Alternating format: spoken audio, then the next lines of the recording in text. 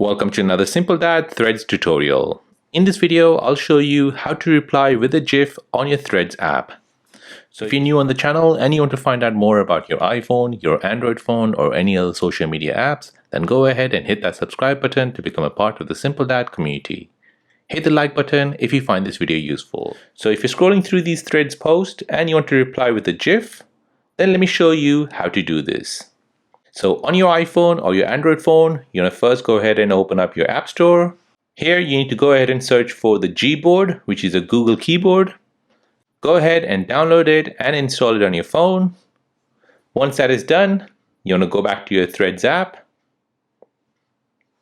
Now here you want to go ahead and find the post where you want to reply to with a GIF. So for example, this one here, go ahead and tap on the reply button. Now here you want to go ahead and long press on this globe icon here at the bottom left. And now from here you want to select the Gboard, which is a keyboard. Once you've done that, go ahead and tap on this emoji icon here. Select GIF.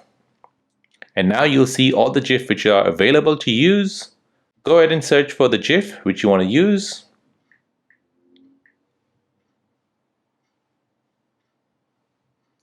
Tap on it. Then tap on the reply to the person and then paste that GIF in that area. Now to post it, go ahead and tap on post, and that will post a GIF as a reply to that post. So to see it, if you tap on it and you scroll down, you'll see your reply as a GIF in that post. So there you go, that is how to reply with a GIF on a Threads post. If this video is helpful, then please subscribe to see more videos like this. If you have any other questions, then please do let me know in the comment section down below. Thanks for watching and see you in the next one.